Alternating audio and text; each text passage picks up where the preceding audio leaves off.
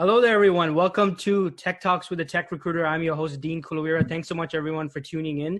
And today I have a very special guest, my friend and someone I've been in touch with for quite a while on LinkedIn, and that is Osita Nwajiufor. And he will today be speaking about the very exciting topic of ERPs, as well as ERP systems. And it's going to be a very exciting discussion. Before I go ahead and introduce my wonderful guest, I'm just going to give a heads up to everyone what topics will be covered in today's episode. So we'll be speaking about ERPs, ERP systems.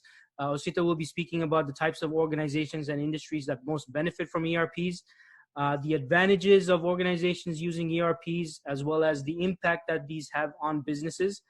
Also regarding ERP implementation projects. I know as a recruiter, I'm hearing about implementation projects and migration projects. So I'm going to be asking Osita, what's up with that? Like, why is there such an increase in these types of projects in the ERP space? Also, we'll be discussing major challenges faced by organizations in those projects, and also trends that Osita is noticing. He's an expert in the space, and also we'll be speaking about so many other different aspects of ERPs. So it's definitely will be a very interesting conversation. So if you're taking notes, make sure you pause the video, get down your notebook, get down your pen and your pencil, and be prepared to take notes. Now, before I go ahead and introduce Osita, I'm going to provide you with some background about him. So Osita is an experienced ERP enterprise manager and technology leader. He has over 15 years demonstrated work experience and history working with clients to realize their maximum returns from technology investments. And he has worked in several projects in ERP consulting, implementation, project management, change management, stakeholder engagement, business and digital transformation, SAP S4, HANA, and Microsoft Dynamics. He has implemented ERP solutions across various industries: FMCG, e-commerce, retail, financial services, tech, mining, oil, gas, NGOs, public sector, manufacturing, agriculture. I don't think there's any industry he has not worked in, across multiple geographies, right? So before immigrating to Canada, he was the head of ICT of a multi-billion-dollar oil and gas company, where he was responsible for strategic direction, stabilization, and implementation of SAP ERP solutions across various business subsidiaries of the company. Osita holds a Bachelor of Science degree in computer science with an MBA specializing in general management, and also has the following credentials: SAP Certified Technology Professional, SAP Certified Process Consultant, Oracle Certified Professional, Microsoft Certified Professional, Microsoft Certified Technology Specialist, and Certified Information Security Manager, ITIL Certified, and IBM DB2 Technical Professional. And he is an alumnus of the University of Toronto, Rotman School of Management, Schulich School of Business, and Harvard Business School. And also Osita is the founder of the Nigerian IT Professionals in Canada. It's a nonprofit NGO organization. I've had the privilege and the pleasure of joining in a couple of their meetings as well. Great organization. We'll be speaking about that as well. And they are focused on career advancement of Nigerian IT professionals in the Nigerian community right here in Canada. So without further ado, Osita, thank you so much for your time and welcome to the show. Thank you so much, Dean. It's my pleasure. Awesome. Sounds good. So Osita, I mean, clearly you're an expert in the ERP space. So, and folks, for those of you who don't know, when I'm speaking, when we say ERP, we're speaking about enterprise resource planning. So to kick things off, Osita, can you tell us what is ERP, and also what is an ERP system? All right. Thank you so much, Dean. Thanks so much for this great opportunity to speak to you today. And also thanks so much our listeners. So absolutely. Going straight into this, ERP. Once we hear of ERP, we are talking about enterprise resource planning.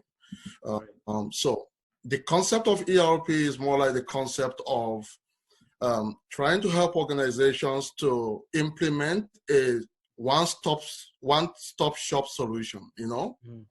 Think of it, in most organizations, you've got different components or different departments in an organization. You've got the finance team, you've got the procurement, you've got the account receivable, account payable, you've got procurement, you've got different teams within an organization. You've got human resources as well. Now, instead of an organization to buy different softwares for all these different components, what they require or what they need to do is just to buy a single software, which is called an ERP system. So in a nutshell, ERP is a system a single system with multiple components, each component helping organization to meet all their operational activities. Understood, understood. So, and this is for those various departments and functions you spoke about as well. Yep. Right. Okay. Okay. Excellent. So, I mean, Osita, given your experience and what you observed, like, what type of organizations or industries benefit the most from having ERPs? So, if you look at ERP, right now, virtually every organization right now are benefiting from implementation of ERP. You have organizations from small scale businesses to mid-sized organizations to multinational organizations. They are all leveraging the functionalities of ERP systems.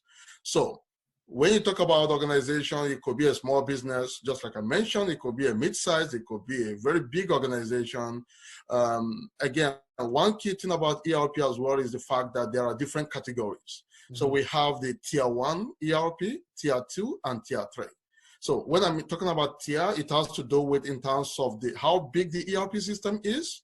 Among the tier 1 ERP system, we talk about the SAPs, Microsoft Dynamics, Oracle. These are all tier 1 because they are quite expensive to implement.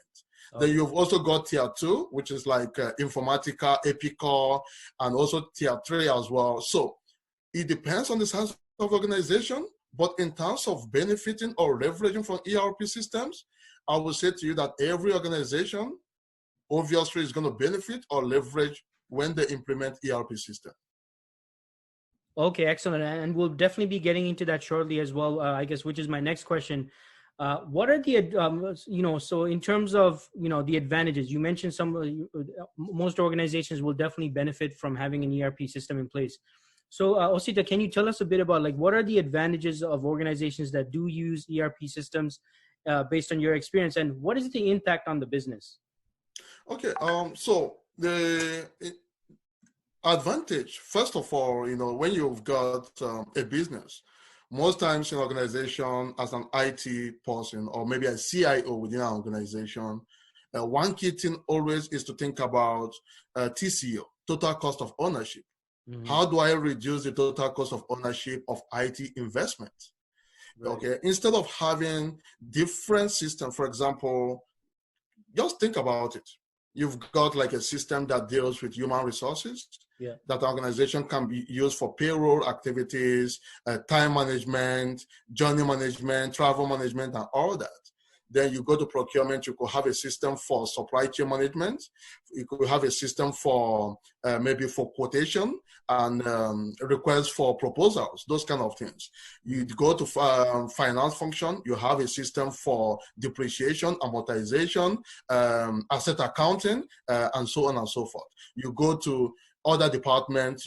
So if you look at all this, it's going to be very expensive for an organization. Yes. Because number one, you're going to be requiring a whole number of people to manage each of those systems. Mm-hmm. You're going to require more server administrators that are going to manage the servers. You're going to need more process and functional consultants that are going to manage each of these solutions. And mm-hmm. that comes with training. That requires tremendous amount of effort, a tremendous amount of training. But when you have a single system, you are practically reducing your total cost of ownership. Because you have a single system, so you have limited number of people to manage that particular system. So from organization standpoint, implementing an ERP is going to help organization to reduce costs. It's going to also help organization to centralize their operation and functions. So instead of having discrete information and data from multiple systems, mm-hmm. you now have all information, all data centralized in one particular system. So these two are very big in terms of the major advantages that organizations want to realize when they implement ERP. There are several other benefits, but the first one has to do with cost reduction, and the second has to do with centralization of information. Okay, understood. And clearly, from what you're saying, this must obviously result in the organization running much smoothly as well, I'm sure. Absolutely, yeah. Because when you're able to centralize information, it helps in terms of operational efficiency. Instead of taking days or weeks for a department to produce certain reports. Right. Now they can produce those reports within minutes, because all the information, all the data points, all the details they need, everything is all together in one system. So it makes reporting easy. It also helps management to make the right kind of decision. If your management want to make a decision, quick decision, especially in this age where we talk about competition, right? Mm-hmm. You want to be able to stay ahead of the curve. How do you make the right decision? You can only make the right decision when you have the right amount of information, when you've got the right amount of data and insight into what is happening within your organization. And how do you get those information? You can easily get those information when you have centralized information in one ERP system. But when you have information in all the other locations, all the different departments, like in documents or in several other discrete systems, it takes time to put all those information together. And as you are trying to do that, your competition are already going far ahead of you. So it's important, right? When you're able to make a quick decision, you want to make decision on the fly, on the go. ERP system is the right thing for such kind of organization. Okay, understood. So, I mean, clearly there's a definite advantage for an organization that does have an ERP system in place versus maybe a competitor who's not as, who does not have these systems in place. So I totally get that. Okay. Now, moving on to the next question, Osita, and as mentioned before, as a recruiter, we see in the ERP space a lot of requirements coming in. Well, I mean, quite frequently in terms of ERP implementation projects, and this has been going on especially in recent years. So, what I want to ask you is, why the sudden increase in ERP implementation projects? Like, what do you think is the cause of that, and what's happening there? Oh, okay, that's a great question, Dean. So, if you look at the evolution of ERP and what is happening right now, right now we are currently in the age of digital transformation. Yeah. Every organization wants to be able to deliver the right kind of solution that will help to fast track operational efficiency. Mm-hmm. And for you to do that, part of what the tech world have presented right now is cloud. Yeah. Organizations these days are looking at, okay, do we continue with on-prem or do we move to the cloud? So when I say on-prem, I'm talking about most recent, in the past, most of the ERPs are implemented on-premise. That means organization will have to acquire their server. They will have to acquire their operating system. They will have to acquire all the resources they need, and then they will implement the ERP system. Mm-hmm. But right now, everything is geared towards the cloud. So in the cloud now, one thing you're going to achieve in the cloud is that it gives you scalability. You are able to scale. And also in the cloud, also you have different models. You can have like software as a service. You can have infrastructure as a service. You can have platform as a service. All these are different models that you can actually embrace in the cloud. And one major advantage of moving to the cloud is, just like I mentioned, scalability. You are able to scale quickly. Upgrades. If you want to do upgrades, these companies most time will help you with those upgrades. Instead of you getting your in-house consultant and teams trying to do upgrade and all that, upgrade is already performed by the software company on your behalf. Another great thing has to do with in terms of storage. The software company have a storage location, like a data center, where they are going to warehouse all this information for you. So in the long run, you're going to see that you are going to be saving a tremendous amount of money in the organization. So what most organizations are doing right now, they are leveraging the cloud platform, and organizations are trying to move into the cloud. Look at what is happening right now around the world with COVID-19. Yeah. Many organizations were caught unawares. Yeah. But those organizations that were able to transition into cloud, it's become quite easy for them to kind of engage their employees and workforce and customers. Everyone is able to leverage the cloud, because one good thing about the cloud is about internet. Once you've got internet and you've got VPN connection, you're able to have access to whatever information or data that is required. So that is a tremendous kind of project that is going on right now within the ERP space. Okay, awesome, and makes perfect sense. So, folks, those of you taking notes, what I've gotten so far, Osita, is in terms of the benefits of ERP systems is cost savings. I've written down speed, centralization, and also scalability. Yep. So this clearly displays, I mean, the benefit that these organizations have that are doing these implementations. Now, that being said, Osita, from what you have seen as an insider, as an expert in this space, what are some of the major challenges faced by organizations in their implementation of ERPs? And how do you believe organizations can best navigate and deal with these challenges? Yeah, that's a great question. Because just like we've just talked about the fact that ERP is a single system with multiple components, right? So you can imagine the kind of challenge or amount of effort that is required to implement an ERP system. So you've seen situations where project fail or ERP system project fail simply because some of the things that were supposed to be put in place were not actually put in place.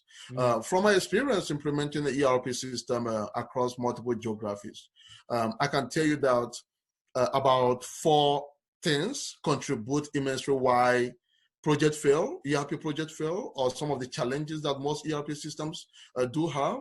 The first one has to do with support, talking about executive support, right? Management support. For you to have a successful ERP implementation, it has to be driven from the top. It's not a bottom-up strategy. It has to be top-down. There is need for executive buy-in. Executive management must see the need to implement that ERP system and provide the right kind of support to the project team to ensure they deliver. And when I mean executive support could come in approval of the project charter, providing the right kind of budget, providing resources for the project, making sure that all the different departments work together with the project team to deliver. All these are required. Then the second thing that I've seen again, which is a very big challenge, has to do with too much customizations, right? So you've got some environments, they want to customize too much stuff. When you customize too much stuff, at the end of the day, there could be a lot of issues with how the system is being implemented and also maintained or supported at the end of implementation. Another very big issue during ERP implementation has to do with requirements. You've seen situations where companies jump into implementations without proper analysis of requirements. So when you don't get the requirement correct, obviously the project is bound to fail. So requirement is key, executive support is very important, and you've also got customization. You must try as much as possible to limit the amount of customization that you want to put into the project. Then the last one I want to talk about is data. Data is very key, because for you to implement an ERP, obviously you're going to be porting data from some legacy system into the new ERP system. How are you managing the data migration process? Some people will just wait, probably towards at the end of the project, that is when they will start planning data. No, you start planning data right from the beginning of the project. Because some of the data might be in different formats, in different locations. You need to be able to aggregate all this data together in the right format that you can now deploy into the ERP system. When you've got the wrong data into the ERP system, then everything becomes everything becomes something else, right? So these 4 are the key that I've seen that are very key for every organization to take into consideration before implementation of ERP system. Okay, got it. And I feel like, I mean, the last one sounds like a very costly mistake. Yep, absolutely, because data is everything, right? If you're implementing an ERP system, obviously you are going to pick up data from different multiple systems. Say, for instance, an organization that is already using like 5 different systems, and right now they want to use a single ERP system. Now you need to get all the data from all the different systems. And you can imagine all this data might be in different formats. So how do you aggregate all the data and put them in the right format that will be acceptable into the new system? This requires tremendous amount of effort. And remember as well, at the point of implementation of a new system, such as an ERP system, most organizations see that as an opportunity to do some data cleansing. They want to be able to clean up some data, right? Some of the obsolete data they have got in the previous systems, you don't want to move obsolete data into the new system. So you need to go through the data, do some cleansing, make sure that you've got the right amount of data into the new system. So tremendous amount of time is required, because for you to achieve that, you will potentially be working with several departments, trying to clarify information, trying to clarify data. And of course, for you to work with several departments, you need to also understand that they have got some things they are doing as well. So you need to work with their schedule, you need to work with their time. So that is why if you're able to prepare data from the onset of the project, then of course you are bound to succeed in the project. Okay, understood. And wow, I mean that's some fantastic insights, Osita. Thanks for sharing that. I'm sure a lot of our viewers will definitely benefit from that. And if you know, moving forward, like, you know, having been in this industry and in this space for quite a while, Osita, what trends can you share in terms of where, you know, in terms of the ERP space or ERP systems? What are some things that you can see kind of unfolding over the future from a trends standpoint?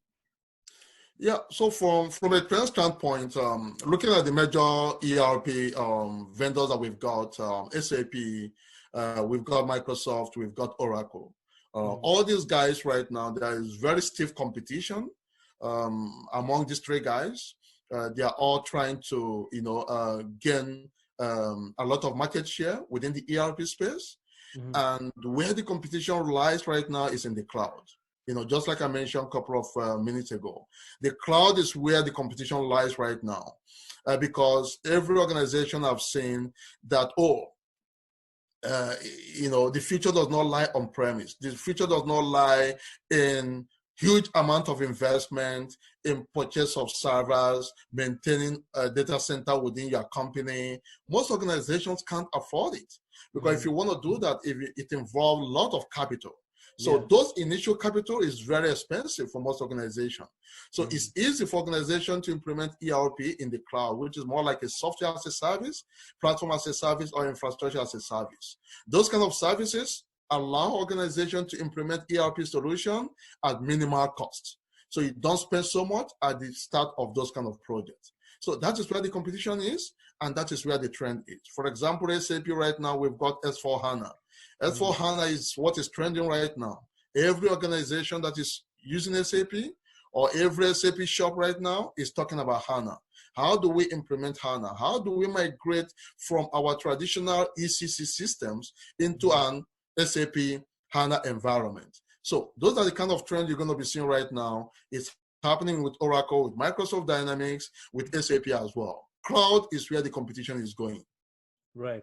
So basically, cloud is king right now. Yep, absolutely. Yeah. Okay. Okay. Yep. All right. And you mentioned SAP S4HANA, Osita. So what exactly makes, you know, this particular product, you know, I guess from what you're saying, the most popular trending one right now? Yeah. So when you look at the ERP space, right? The three key players, just like I mentioned, you've got SAP, Microsoft, and Oracle.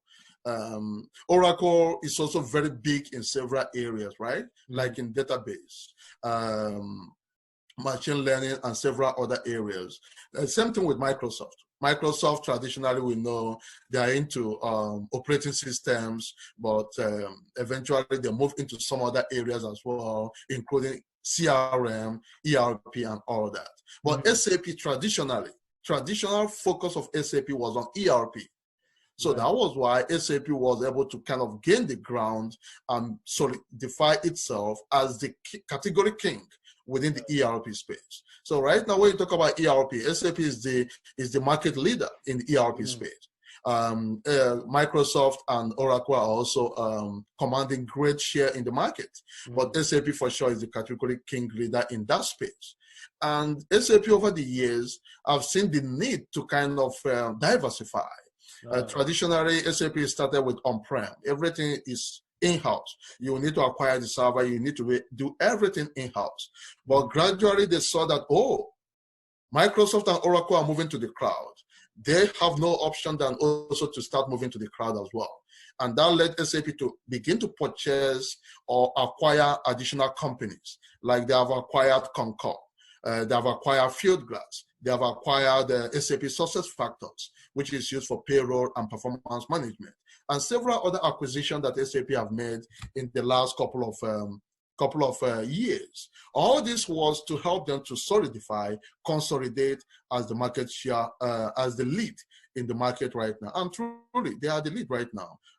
With S4HANA, which is more like what I would call in-memory computing.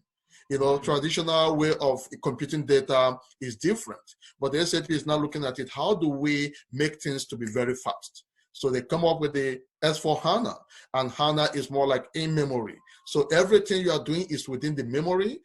You don't need to go outside the memory to fetch any data.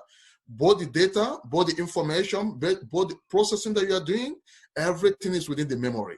So you can imagine when you have everything within the memory, it's easy to fetch data, it's easy to bring information or take information or retrieve information as quick as possible. And that is why right now, HANA is the in thing right now within the ERP space. Okay, understood. Okay, wow. I mean, and this obviously is a very exciting space to be in, Osita. So if you can get into and provide our viewers with more information regarding what kind of career opportunities do exist within the ERP space, of course, specifically in IT, but or even the non-technical aspects as well. But and also, how do you suggest job seekers or new graduates how should they plan their career into this space? Yeah, that's a very great question. In fact, I've got that question a whole number of times. Okay. The ERP space, because of the fact that you've got a single system with multiple components, most time it's difficult for people to kind of comprehend, especially for new entrants. They are thinking about, how do I get into this space? Yeah. For example, you've got a background in tech. And now you've got an ERP system that has different components like financial accounting, human resource management, supply chain management. So you could be very, very overwhelmed, right? Where do I start from? Because the truth is that each of these components are so huge. Yeah. The financial accounting piece alone is also huge. It requires tremendous amount of training, knowledge, implementation, and practice to be able to understand and get your way around each of those components. So what I advise people most time to do is to understand your strength. The first thing is to understand your strength. What is your background? If, for example, your background is tech, IT, for example, you've got background in programming, for instance, and you want to move into the ERP space, then you might probably want to go into the areas that have to do with ABAP. Like in SAP, we have what we call ABAP, ABAP, Advanced Business Application Programming. It's a model within the SAP system. So if you've got skill set in those kind of programming area, then it's easy for you to transition into that particular ABAP specific areas. Another great area you can transition as well, if you've got tech background, is areas like integration. There are a lot of projects that is going on right now, which has to do with integration of ERP system with other systems. How do I integrate SAP with SharePoint in my organization? How do I integrate Oracle with a third-party solution? And all those kind of activities. So if you've got skill set in programming, those kind of area will be area you can slide in quite easily. Then if you've got, for example, experience in finance, then it's easy for you to look within the ERP system and say, okay, fine, I can quickly slide into the financial accounting model. Because you've got experience in finance, it's easy for you to understand debit and credit, amortization, depreciation, asset accounting, and all those terminologies, okay, or lingos that is actually applicable within that particular area. So what I advise most time is about understand your background, look at your areas of strength, and once you're able to identify that, that will lead you in the right direction on which part of the ERP system you want to actually specialize in. Okay, makes perfect sense. And from what you're saying, focus on your strengths and use that as leverage to position yourself in this industry. Yeah. Okay, got it. Great advice, Osita. I really appreciate that.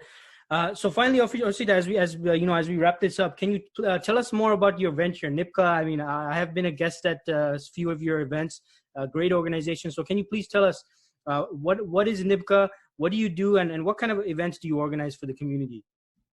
Oh, okay. Thank you so much, Dean. Really appreciate this, and thanks so much for for collaborating and partnering with NIPCA. You've been amazing, for the few times we've asked you to come on board. You took the initiative and accepted our invitation.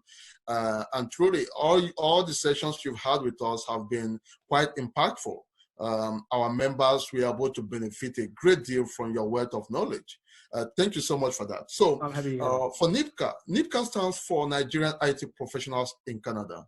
So this, the vision came about 2 years ago when I discovered the fact that there is need to build a community of tech professionals that are able to support one another.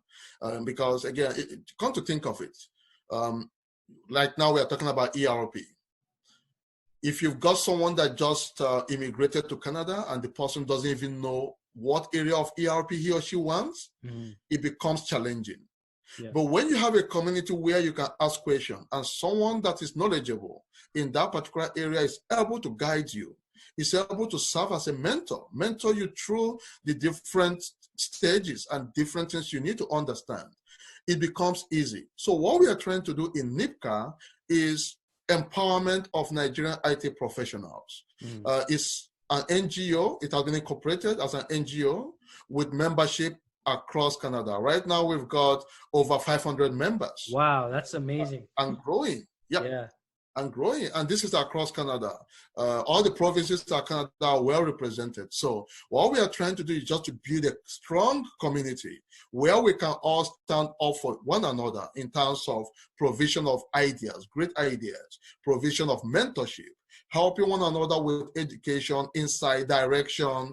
You don't know what next you want to do. Someone is there to guide you. Someone that have been there before can easily guide you to say, no, this is not the right step. This should be the right strategy for you. And all those kind of things. And at the same time, help people with information, knowledge. Like we do have weekly sessions where we invite great speakers to come on board to deliver different sessions for our members. And we also have face-to-face programs that we've also scheduled for this year and for the coming years as well. Making sure that we bond together, create that community that is strong, both to help one another to achieve our respective career goals in Canada. So that is what NIPCA stands for, and that's what NIPCA is all about. That's amazing. And folks, if for those of you watching, if you are in the Nigerian community in IT over here in Canada or even the GTA, I've been invited to a couple of the events organized by NIPCA. Extremely friendly and welcoming group, and just fantastic and very talented people. So I'm sure you would benefit. So look, if you're an IT professional in the Nigerian community, make sure you reach out to Osita. If you're watching this on YouTube or LinkedIn or any of the other social media channels, I will be putting a link either in the description or the comments. So make sure you check that out, folks, and reach out to Osita. He'll be happy to connect with you regarding more information in regards to that. And Osita, at your end, I mean, where are you most active, or how can people connect with you if they wanted to? Just network with you or keep in touch? Is it mostly LinkedIn, or where can they find you? Yeah. I'm active mostly on LinkedIn. So I've got just if you go to LinkedIn, just search for Osita. Just Osita Nwajiufor. Nwajiufor is Nwajiufor. Osita Nwajiufor. Once you start me on LinkedIn, you'll be able to see me on LinkedIn, and we can connect and be able to share more insights and information together. Yep. Absolutely. Sounds good, Osita. Are you okay with me sharing your LinkedIn profile link as well?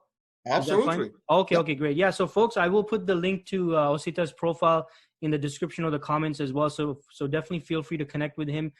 Really friendly, very knowledgeable, expert in the space. And look, Osita, thank you so much for your time. It was a pleasure having this discussion with you. It was very insightful. And I'm sure our viewers will get a lot of nuggets of wisdom from this conversation. Thank you so much, Dean. It's always my pleasure. Anytime, any day, I'm always available to collaborate and be able to share, to see how we can grow our community and also help folks out there that are also trying to get into the tech world. And in any way I can, I'm always available. Thank you so much. Absolutely. Thank you so much, Osita. Thank you very much, everyone. Thank you. All right. And bye.